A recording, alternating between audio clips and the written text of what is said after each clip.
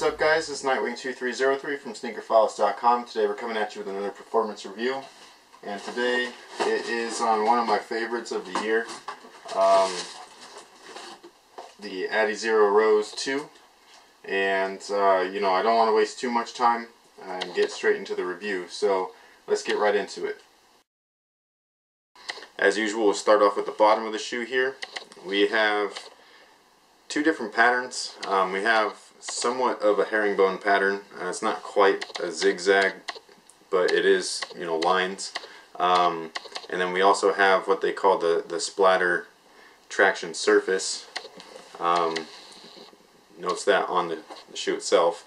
And you know, my first impression was that you pretty much weren't going to stick to the floor on with this type of traction. I wasn't too worried about this, but this stuff here, wasn't really feeling it.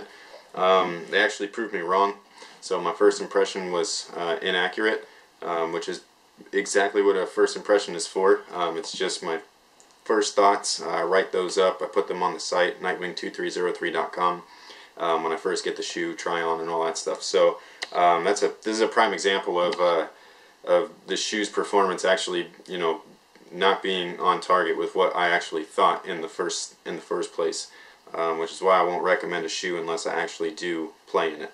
So, you know, but basically the side that has actual traction designed to it is very similar to what we saw in the Crazy Lights. So it actually worked a lot better for two reasons. First reason being is that it comes off of the shoe much higher, so you have a lot more of the rubber gripping the floor. Second reason is it actually wraps up and around the shoe, around this section here, so you can see that you got traction all over the place. So when I would push off on this side with the Crazy Lights, I'd slip a little bit and you would get messed up on your first step. Whereas with these here, you're completely covered no matter what direction you were going. You can see here where I, you know, took a lot of damage on the shoe. So that is primarily where I am going. I'm either dragging my toe or I'm pushing off of it. So for me personally, this type of setup where traction envelopes around the instep of the shoe here on the medial side, it just works out perfectly. And the splatter traction, as I said before, it was very surprising. I actually didn't have any problems with it slipping whatsoever. A little bit on a dusty court, but you know, a quick wipe and you were good to go. And then the only thing that I cannot foresee right now is how long it will last. This probably won't show up on film, but some of the texture, mainly on the outsides of the shoe, on both pairs, the texture is wearing off. So once it becomes a smooth surface, I really can't predict what will happen. That's one of those things where, you know, over time you'll end up figuring it out. But overall, traction was pretty darn good. Not quite perfect, but pretty darn good. The cushion of the shoe is very basic, and I actually really liked it. It has no gimmicks whatsoever. It's just straight foam. You know, Adidas has really nice foam that they use, and I am drawing a blank on the name right now, but I'm pretty sure it's some sort of EVA foam. The cushion itself, it does not feel great. Okay, it does not feel great when you first put the shoe on. You're kind of like, wow, these are stiff. And I'm talking about like really stiff, like stiff as a board. So when you first try these on, you know, my thoughts was like, oh geez, these are going to be kind of weird to play in. Turns out the longer that you play in them, the better that they feel.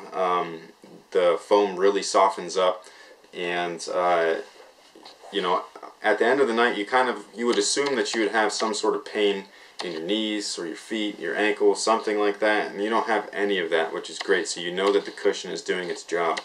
In addition to the foam, they actually have this insole here, and this is not quite an Ortholite. It's actually, in my opinion, a little bit better. Ortholite is good for taking care of basically the funk out of your shoe. So you know, any of the antimicrobial attributes that come with that Ortholite is great, which these don't have. But this stuff is very, very foamy, but not in an airy kind of foam way.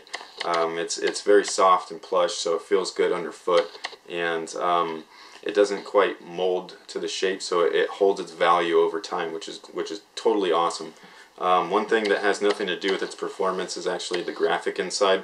A lot of people were worried that this stuff was going to come off. It actually hasn't once, which is, you know, I can't say that for all of the shoes that I've been playing in lately. So I really like this. I really like the cushioning. I was extremely surprised. Being a Zoom Air fan, I'm completely used to Zoom Air, and to be perfectly honest, I actually like foam better. Ever since playing in the Crazy Light, the Micro G's from Under Armour, and now these, and I've just moved on to the Flyweights, all of which are strictly foam-based cushioning, and I can honestly tell you that I actually prefer foam-based cushioning over anything else at this point, which is strange because I've been using Zoom Air for like 14 years, something like that. So foam is where it's at. I absolutely love it. So the materials and the fit, again, something that I really liked. You had a couple of different combinations, mostly synthetics. You had this synthetic, I don't know what it is. I know it's leather, but it's got this like crackle stuff to it. The other colors have a different material. And then you had your Sprint web, you had your Sprint frame, and inside you also had a nice liner. So, oh, and these bungee cords as well. Basically, everything that they put into this shoe worked out in its favor completely. The materials were nice, as you can see. They do crease, but they definitely hold up. There's no flaking, anything like that. The only thing that happened was to the paint, which is to be expected. And you know, other than that, this shoe basically was built to last. It's 100% quality construction, in my opinion. So basically, when you first try on the shoe, like I said, with the cushioning, it does feel stiff. The fit definitely feels narrow, a little bit tight. If you have wide feet, you might want to consider either going up half a size or trying something else altogether. For a guard, though, and for someone with a narrow foot like myself, the fit on this was ideal. I have not had a shoe fit this perfectly in just almost forever. I honestly can't remember the last time a shoe fit this nicely. So there was zero dead space in the toe. I would have liked to have had a little bit of you know, mesh or some sort of padding up at the top, but it's not a big deal. There's a little bit of space to where this doesn't bother you. The space from the top of your foot up to the top of the inner, and then it would have been nice to see this to be independent as well. I think that would have just totally set off the entire flexing motion. That way you don't have that effect there. The entire forefoot would have just stayed put while your midfoot and back moved. Again, that's just my opinion. I would have loved to have seen something independent in the forefoot here. And then the Sprint web was completely different than this stuff. This stuff is basically just like a really thin, cheap type of fabric. You know, it's real flexible, which is nice for a midfoot area, not for an entire shoe. So, you know, putting it on the midfoot was great. Having it be more durable and a little bit thicker just was a bonus. There's zero problems with the Sprint web in this particular shoe.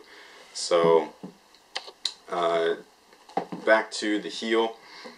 Heel pretty much, you know, fits perfectly. The heel counter here on the Sprint frame is awesome. It's a little bit bigger than, actually it's quite a bit bigger than what you've seen previously on the Crazy Light. So you can see how much higher it is. It definitely cups that heel in there, keeps the Achilles in place, as well as the cut of the shoe, which is really random.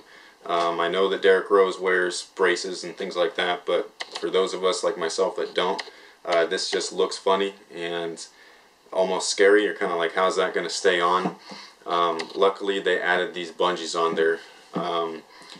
Because I don't wear a brace, the bungees literally were touching each other.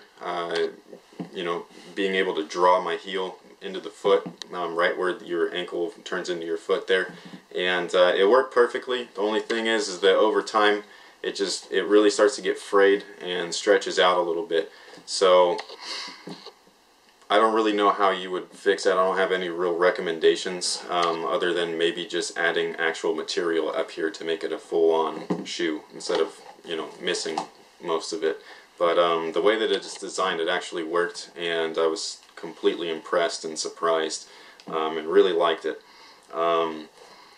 Let's see. So other than that, you know, the sprint frame, again, just like the Crazy Light, it did exactly what it was supposed to do. It locked down your foot.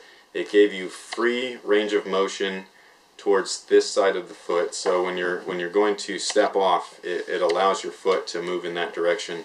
And then if you're going to be stopping, it does not move on the lateral side. So if you're moving and then all of a sudden you stop, it's also helping you so it does not allow your foot to roll over. And again, when you're pushing off, the sprint frame is loose on this side, not loose but a little bit lower, so it allows that motion to be able to move with your foot. Very natural feeling. I absolutely loved it. It was fantastic. So the ventilation of the shoe, not as good as the Crazy Light. Crazy Light by far has been the most well ventilated sneaker on probably the planet, unless you're wearing a sandal or something. But this shoe here, it was pretty darn nice. It's basically as best as you can get, having the sprint web with the mesh behind it. The mesh isn't blocked by anything. It's just straight through. I don't know if you could see through that, but it's perfect. I would have liked to have seen maybe some of it used on the tongue, because there's a lot of space on the tongue that's just this you know, just basic material, where they could have put a couple of panels like this on the tongue area just to have a little bit extra ventilation. But overall it wasn't bad, because it fits so snugly to your foot and it was so conforming.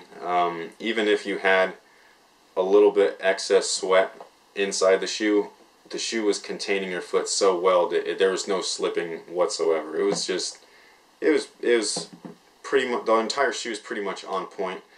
Just very small tweaks and it would literally be one of the best shoes that I've probably ever played in. So like I said earlier, this is one of my favorite shoes of this year for a guard. So you know, everything on it was near perfect. A few slight changes to the bottom. Cushioning, even though basic, I thought it was great. You know, no frills, no gimmicks, anything like that. It was just straight to the point. The sprint frame was much more comfortable in this versus something like the Crazy Light, and even the sprint web was updated, a little bit thicker, a little bit stronger. So it wasn't as weak as the Crazy Light's sprint web. Again, these little bungee things, kind of watch out for that. They do wear out and it will loosen up a little bit. So if you wanted to purchase this shoe, I do highly recommend it. However, there's going to be the 2.0, which is not the 2.0 but the 2.5, and that's going to be a higher cut version without these little straps. It will have the same bottoms, and then there's also going to be in 2012 another Rose kind of team model, possibly a playoff shoe. I don't remember the name of it, but it was like an Adizero and then some sort of number like 773 or 775, something like that. But those ones are going to have the same thing. Again, it's going to be a higher cut shoe. The main difference is that they actually have full length traction. There's no weird design here. So if you wanted to wait for those, that's what I'm really looking forward to those next year, and I can't wait for those to drop so I can get a few pairs. And you know, like I said, this is a fantastic shoe for what it is. Just unbelievably impressive, to be perfectly honest, for something so basic to have such an impact on your game. So great shoe, great price point especially. These are like $109. Actually, the price isn't on the box, but I think these are about $109, $110, something around there. Wanted to thank Adidas for providing these for us. We really appreciate it. And stay tuned for the next review because we got more things coming. So Crazy 8s, LeBron 9s, Zoom rookies. We got the Flyweight 2 in. So a lot of things happening in a very short amount of time. So thanks for being patient. Thanks for all your support. Thanks for watching. And until next time, guys, have a good one.